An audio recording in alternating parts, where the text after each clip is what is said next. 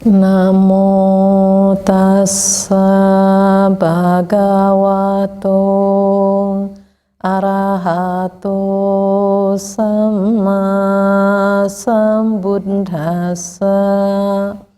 Namo tassa bhagavato arahato sama sambuddhassa. Namo tassa bhagavato arahato sama sambuddhassa. Selamat malam para upasaka dan upasika. Selamat berjumpa.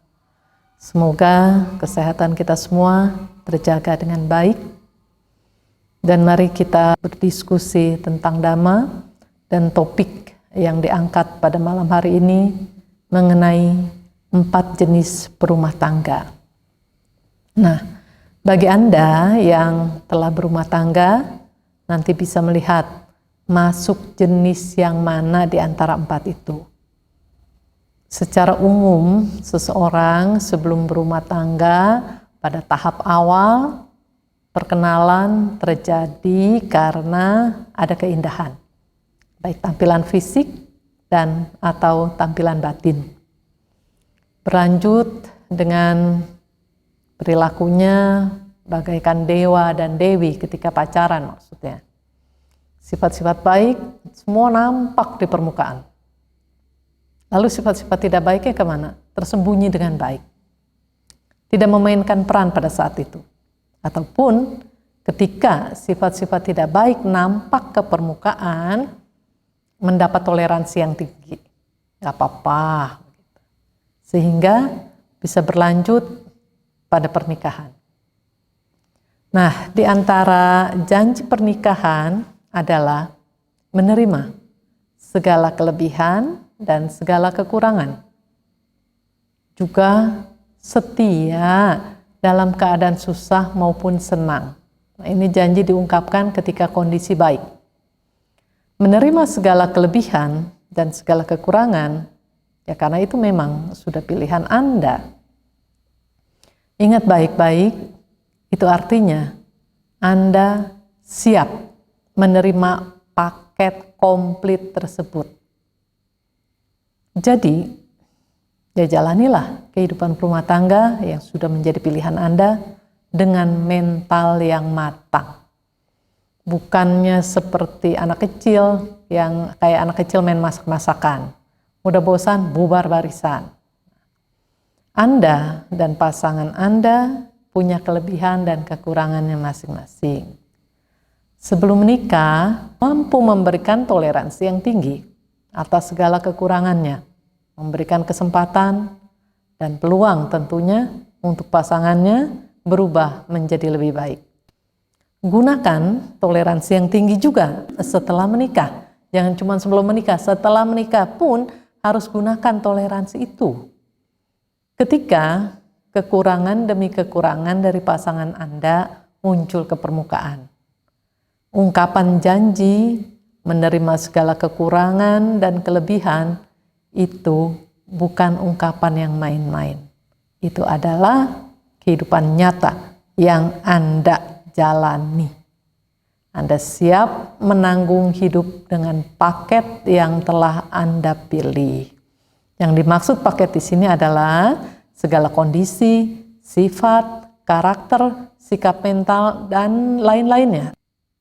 Bayangan tentang hidup dengan pilihan Anda telah Anda miliki. Kalau saja misalnya bayangan tidak sama dengan kenyataan, lebih baik mengacu pada kenyataan dan pada prinsip hidup ke arah yang lebih baik. Itu yang harus jadi acuan. Sehingga lebih bisa mengarah pada hal-hal yang perlu diperbaiki dan atau mengarah untuk mengambil langkah antisipasinya. Halnya dengan kesetiaan dalam kondisi apapun, susah maupun senang, bisa saja begini. Ketika dalam keadaan susah, Anda bisa setia dengan pasangan. Namun, ketika mulai senang, belum tentu Anda tetap setia. Senang dalam arti kata, ekonominya lebih maju, kesejahteraannya lebih meningkat, misalnya begitu. Banyak cerita tentang ketika kondisi mulai senang, kesejahteraan mulai membaik, mulai berulah juga. Nah, begitu juga sebaliknya. Ketika dalam kondisi senang, bisa setia. Nah, ketika kondisi mulai susah, belum tentu setia. Dan ada lagi, ketika kondisi pasangan sehat, bisa saja setia. Ketika pasangan sudah mulai sakit-sakitan atau sakit parah, belum tentu setia. Tapi ada orang yang semakin pasangannya mengalami kesulitan, mengalami sakit, dia semakin setia. Dia semakin sayang, dia semakin menjaga.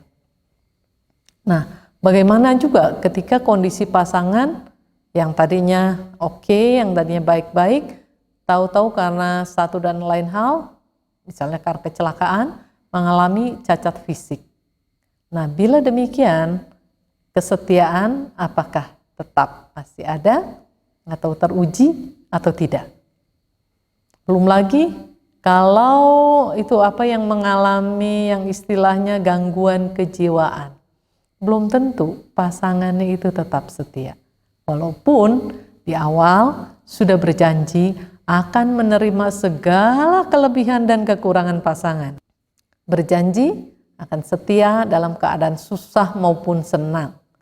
Dalam kenyataannya belum tentu janji itu bisa terwujud. Ada yang bilang katanya janji tinggal janji. Jadi tergantung di antaranya seseorang ini setia atau tidak setia, tergantung dari kualitas dan kemampuan, pengetahuan dan kebijaksanaan dari masing-masing individu. Berumah tangga adalah salah satu pilihan dalam kehidupan. Jadi dalam kehidupan ini banyak pilihan. Salah satunya berumah tangga. Jadi bagi yang memilih berumah tangga, pilih itu. Yang mau berumah tangga. Bagi yang tidak mau berumah tangga, itu pilihannya. Bagi yang ingin menjalani kehidupan sebagai samana, itu pun pilihannya. Semua orang punya hak asasi untuk memilih cara hidupnya. Dan juga punya konsekuensinya atas pilihan yang telah ditentukan. Jadi jalanilah kehidupan yang telah dipilih dengan cara yang baik. Jaga perilaku untuk tetap berada dalam koridor yang baik. Karena perjalanan kehidupan ini masih terus bersambung. Perjalanan kehidupan kita kelasnya masih panjang. Dari satu kehidupan ke kehidupan berikutnya. Agar kita atau agar para upasaka dan upasika, ini cerita yang berpasangan nih ya, agar tidak terjatuh dalam kondisi yang buruk dan lebih buruk, ya berarti harus jaga. Harus jaga kehidupan yang sudah dipilih ini. Para upasaka upasika misalnya memilih untuk kehidupan berumah tangga, ya harus dijaga. Jaga diri baik-baik agar tidak terjatuh dalam kondisi yang buruk dan lebih buruk lagi. Seandainya saja berhadapan dengan kondisi yang teramat sangat sulit, jagalah agar tidak masuk dalam perilaku yang menurun kualitasnya. Jadi kondisi udah sulit banget. Apa yang harus kita jaga? Yaitu perilakunya jangan sampai menurun kualitas karena kondisi yang sulit. Agar bisa bertanggung jawab terhadap keluarga dan diri sendiri. Para upasaka dan upasika, kualitas batin sangat berperan dalam menjalani cara hidup apapun yang dipilih. Dalam kehidupan berumah tangga yang sedang Anda jalani, Anda bisa melihat untuk yang laki-laki, apakah perilaku Anda bagaikan dewa, dan untuk yang perempuan, apakah perilaku Anda bagaikan dewi, atau apakah Anda menempatkan diri di posisi orang yang malang. Untuk itu, mari kita simak salah satu sutta dari Anguttara Nikaya, kelompok 4, urutan yang ke-53, tentang hidup bersama bagian yang pertama. Pada suatu ketika, Sang Bagawa sedang melakukan perjalanan di sepanjang jalan raya antara Madura dan Weranja. Sejumlah perumah tangga laki-laki dan perempuan juga sedang melakukan perjalanan di jalan yang sama. Kemudian Sang Bagawa meninggalkan jalan raya dan duduk di bawah sebatang pohon. Para perumah tangga laki-laki dan perempuan itu melihat Sang Bagawa duduk di sana dan mereka mendatangi beliau, memberi hormat kepada beliau dan duduk di satu sisi. Kemudian Sang Bagawa berkata kepada mereka, "Para perumah tangga, ada 4 cara hidup bersama ini. Apakah 4 ini? Seorang malang hidup bersama dengan seorang malang. Seorang malang hidup bersama dengan dewi. Dewa hidup bersama dengan seorang malang. Dewa hidup bersama dengan dewi." Dan bagaimanakah para perumah tangga? Seorang malang hidup bersama dengan seorang malang. Di sini, sang suami adalah seorang yang membunuh, mengambil apa yang tidak diberikan, mengumbar nafsu-nafsu, berbicara tidak benar, dan menikmati minuman keras, anggur, dan minuman memabukkan yang menjadi landasan bagi kelengahan. Ia tidak bermoral, berkarakter buruk. Ia berdiam di rumah dengan pikiran dikuasai oleh noda kekikiran. Ia menghina dan mencela para pertapa dan brahmana.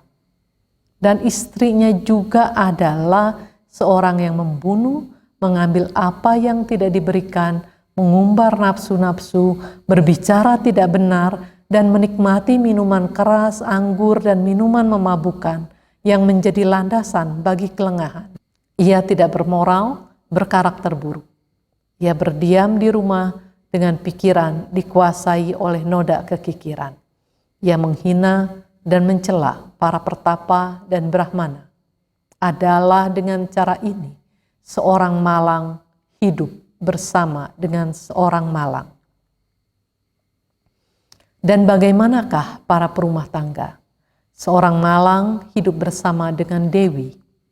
Di sini, sang suami adalah seorang yang membunuh, mengambil apa yang tidak diberikan, mengumbar nafsu-nafsu, berbicara tidak benar, dan menikmati minuman keras, anggur, dan minuman memabukkan yang menjadi landasan bagi kelengahan. Ia tidak bermoral, berkarakter buruk.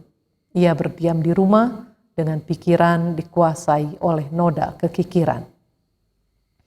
Ia menghina dan mencela para petapa dan brahmana.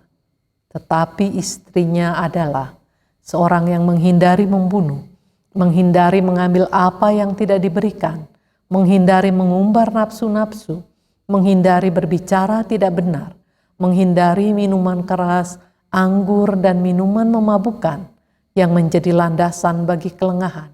Ia bermoral dan berkarakter baik. Ia berdiam di rumah dengan pikiran yang bebas dari noda kekikiran. Ia tidak menghina dan tidak mencela para pertapa dan brahmana. Adalah dengan cara ini seorang malang hidup bersama dengan dewi. Dan bagaimanakah para perumah tangga? Dewa hidup bersama dengan seorang malang. Di sini sang suami adalah seorang yang menghindari membunuh, menghindari mengambil apa yang tidak diberikan, menghindari mengumbar nafsu-nafsu, menghindari berbicara tidak benar, menghindari minuman keras, anggur, dan minuman memabukkan yang menjadi landasan bagi kelengahan. Ia bermoral dan berkarakter baik. Ia berdiam di rumah dengan pikiran yang bebas dari noda kekikiran. Ia tidak menghina dan tidak mencela para petapa dan brahmana. Tetapi istrinya adalah seorang yang membunuh, mengambil apa yang tidak diberikan, mengumbar nafsu-nafsu, berbicara tidak benar, dan menikmati minuman keras, anggur, dan minuman memabukkan yang menjadi landasan bagi kelengahan. Ia tidak bermoral, berkarakter buruk. Ia berdiam di rumah, dengan pikiran dikuasai oleh noda kekikiran. Ia menghina dan mencela para petapa dan brahmana. Adalah dengan cara ini, dewa hidup bersama dengan orang malang. Dan bagaimanakah para perumah tangga? Dewa hidup bersama dengan dewi. Di sini, sang suami adalah seorang yang menghindari membunuh, menghindari mengambil apa yang tidak diberikan, menghindari mengumbar nafsu-nafsu, menghindari berbicara tidak benar, menghindari minuman keras, anggur, dan minuman memabukkan yang menjadi landasan bagi kelengahan. Ia bermoral dan berkarakter baik. Ia berdiam di rumah dengan pikiran yang bebas dari noda kekikiran. Ia tidak menghina dan tidak mencela para petapa dan brahmana. Dan istrinya juga adalah seorang yang menghindari membunuh, menghindari mengambil apa yang tidak diberikan, menghindari mengumbar nafsu-nafsu, menghindari berbicara tidak benar, menghindari minuman keras, anggur, dan minuman memabukkan yang menjadi landasan bagi kelengahan. Ia bermoral dan berkarakter baik. Ia berdiam di rumah dengan pikiran yang bebas dari noda kekikiran. Ia tidak menghina dan tidak mencela para petapa dan brahmana. Adalah dengan cara ini, dewa hidup bersama dengan dewi. Ini adalah keempat cara hidup bersama itu. Ketika keduanya tidak bermoral, kikir, dan kasar, suami dan istri hidup bersama sebagai orang-orang malang. Sang suami tidak bermoral, kikir, dan kasar, tetapi istrinya bermoral, murah hati, dermawan. Ia adalah dewi yang hidup bersama dengan suami malang. Sang suami adalah bermoral, murah hati, dermawan. Tetapi istrinya tidak bermoral, kikir, dan kasar. Ia adalah seorang malang yang hidup bersama dengan suami dewa. Suami dan istri, keduanya memiliki keyakinan, murah hati, dan terkendali oleh diri sendiri, menjalani hidup mereka dengan kebaikan, saling menyapa satu sama lain dengan kata-kata yang menyenangkan. Maka banyak manfaat mendatangi mereka, dan mereka berdiam dengan nyaman. Musuh-musuh mereka menjadi kecewa ketika keduanya setara dalam moralitas. Setelah mempraktikkan dhamma di sini, dalam perilaku bermoral dan pelaksanaan yang sama, bergembira setelah kematian di alam dewa, mereka bersuka cita menikmati kenikmatan indria. Para upasaka dan upasika, demikianlah 4 cara hidup bersama itu. Sekarang para upasaka sudah bisa mendapatkan jawaban apakah para upasaka bagaikan dewa. Demikian juga para upasika sudah mendapatkan jawabannya. Apakah para upasika bagaikan dewi? Ini bagi yang berumah tangga ya. Ataukah bagaikan orang-orang malang?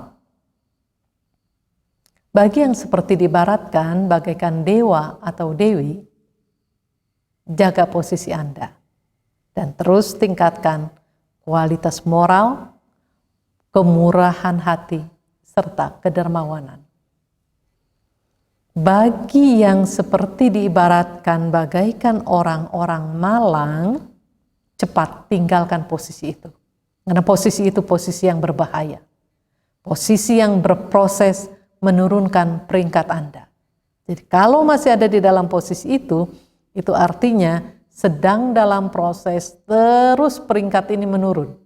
Dari alam manusia menurun ke alam-alam yang lebih rendah.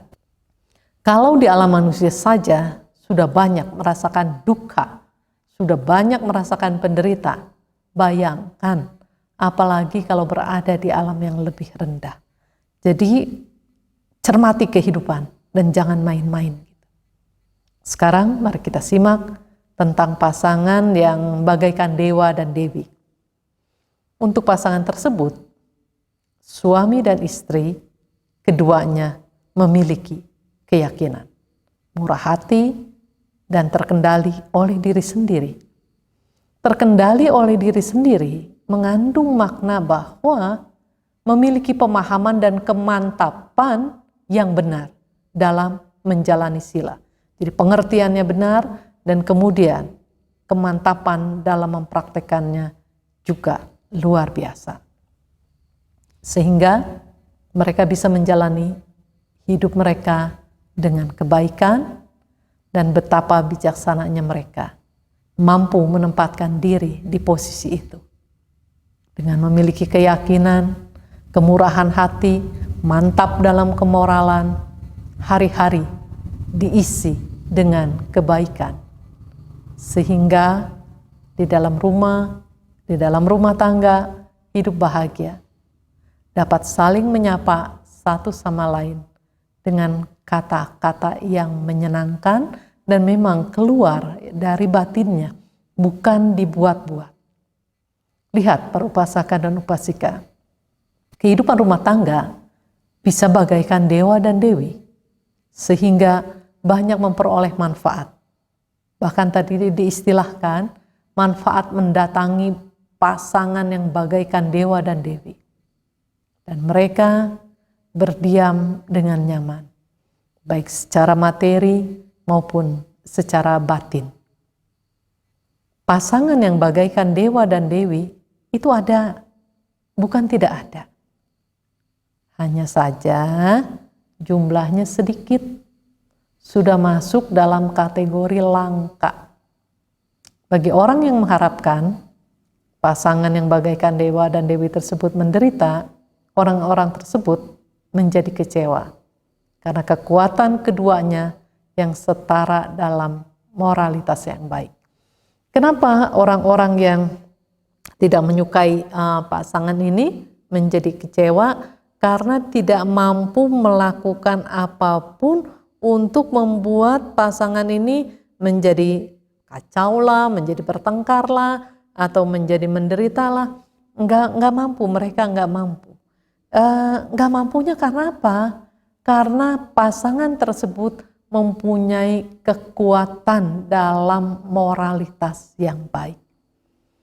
Jadi yang bisa diharapkan untuk pasangan tersebut hanya kebahagiaan, bukan hal yang sebaliknya.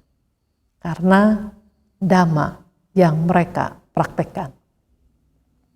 Mereka bergembira di kehidupan yang sedang dijalaninya maupun di kehidupan berikutnya.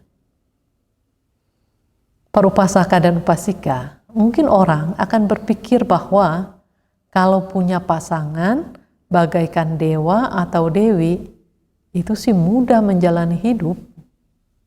Ya mudah untuk Anda, tapi kalau Anda tipe orang yang malang, maka susah buat orang yang bagaikan dewa atau dewi hidup dengan Anda.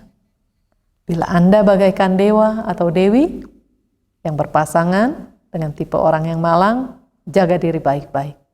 Jangan sampai ikut menjadi orang yang malang. Bagi Anda yang bagaikan orang malang, bila hidup dengan pasangan yang bagaikan dewa atau dewi, lepaskan kebiasaan buruk Anda.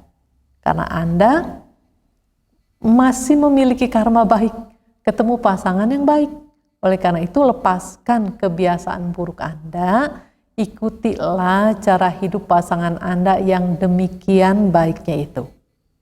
Lalu, bagi Anda dan pasangan Anda yang bagaikan orang-orang malang, berperilaku tidak bermoral, kikir, kasar dan jahat, keluarlah dari kondisi keterpurukan itu. Belajarlah untuk hidup ke arah yang baik, agar ada perubahan yang baik tentunya. Bisa hidup dengan kegembiraan, keceriaan, kenyamanan, kesehatan yang terjaga dengan baik, dan kebahagiaan. Bagi yang belum berumah tangga dan mau berumah tangga, belajarlah dari kehidupan para pendahulu.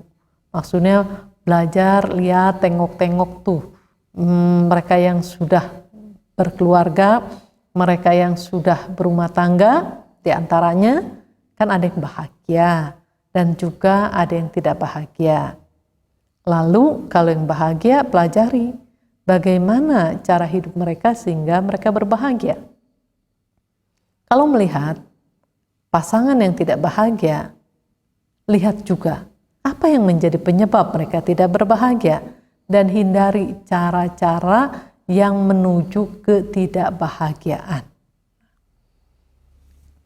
Yang paling utama tentunya bagi Anda yang ingin berumah tangga, dalam arti kan katanya mau bahagia ya, mau bagaikan dewa dan dewi. Oleh karena itu bentuk perilaku Anda seperti yang diibaratkan bagai dewa atau dewi. Jadi harus membentuk perilaku ini seperti dewa dewi yang memiliki kemoralan yang baik. Kan di situ dibilang bahwa tadi di Sutta, mereka yang bagaikan dewa atau bagaikan dewi itu berperilaku menjalankan sila dengan baik, menghindari segala hal-hal yang memang harus dihindari, kan begitu, menghindari membunuh, menghindari mengambil barang yang tidak diberikan, menghindari mengumbar nafsu-nafsu, menghindari berbicara yang tidak benar, menghindari segala macam minuman yang memabukkan, kan begitu, yang menjadi landasan bagi terjadinya kelengahan. Jadi kalau Anda ingin hidup bahagia, baik sebetulnya, baik berumah tangga maupun bukan berumah tangga, intinya jalankan sila dengan sebaik-baiknya. Jadi jangan cuman begini, berharap dapat pasangan bagaikan dewa atau dewi, tapi dirinya tidak dibentuk menjadi demikian, ya. Jadi harus membentuk diri menjadi demikian. Adalah sangat baik bila Anda juga menjadi pasangan yang bagaikan dewa atau dewi tentunya. Bukan cuman mendapatkan, tapi juga menjadi, kan gitu ya. Nah, para upasaka dan upasika sekalian, kenapa mereka yang tidak menjalankan sila ini tadi dalam hal ini ya mengenai 4 jenis pasangan, ada bagian-bagian yang tidak menjalankan sila. Kenapa ini disebut orang-orang yang malang? Karena dengan orang-orang yang tidak menjalankan sila, bahkan melakukan pembunuhan, mengambil barang yang tidak diberikan, mengumbar nafsu keinginan, berbicara yang tidak benar, kemudian mabuk-mabukan lah begitu ya, yang melakukan tindakan yang menjadi landasan bagi kelengahan. Kenapa itu disebut orang yang malang? Karena dengan melanggar sila dan artinya dia melakukan hal-hal yang tidak baik, itu membawa dirinya kepada kondisi yang akan mendapatkan buah pahit dan sangat buruk akibatnya, dan orang itu adalah orang yang malang gitu. Jadi para upasaka dan upasika sekalian, hindari perilaku-perilaku yang menuju kemalangan. Jadi apa yang harus dilakukan? Tentu sebaliknya, harus melakukan tindakan-tindakan ke arah yang menuju kebaikan, ke arah yang menuju kebenaran, ke arah yang menuju kebahagiaan. Karena sesungguhnya lah semua dari kita, apapun pilihan dari perjalanan hidup ini, mau yang berumah tangga atau yang tidak berumah tangga, atau mau yang menjalani kehidupan sebagai samana, tentu yang diharapkan adalah kebahagiaan. Karena itu yang diharapkan atau karena kebahagiaan yang diharapkan, maka bentuklah diri ini dengan sebaik-baiknya mengarah ke perilaku yang bermoral. Para upasaka dan upasika sekalian, kita memiliki kemampuan untuk menjadi manusia-manusia yang bermoral. Nah, semoga perjalanan hidup ini kita bisa bawa dengan cara yang baik, kita bisa bawa ke arah yang benar. Nah, kalau para upasaka dan upasika sebagai perumah tangga, dan kemudian para upasaka upasika yang sebagai perumah tangga ini membentuk dirinya bagaikan dewa dan bagaikan dewi, itu artinya akan memberikan contoh ke generasi penerus, contoh yang baik, contoh yang terpuji, sehingga membantu mengkondisikan masyarakat ini menjadi lebih baik dan lebih baik lagi.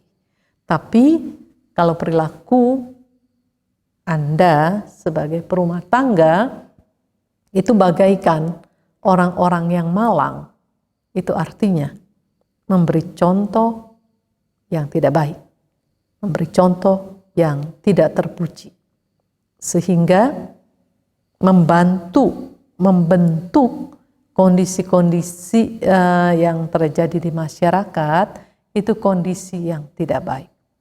Jadi para upasaka dan upasika sekalian, selain kita membentuk diri menjadi manusia yang bermoral, dan kita pun bisa menjadi contoh bagi generasi-generasi berikutnya, menjadi contoh yang baik, menjadi teladan yang baik, yang katanya kepada ingin dunia ini damai.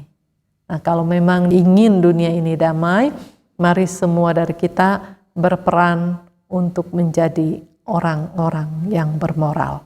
Demikianlah yang dapat saya sampaikan pada kesempatan ini. Terima kasih atas segala perhatiannya. Semoga membawa manfaat dan semoga semakin hari kehidupan kita semakin berkualitas.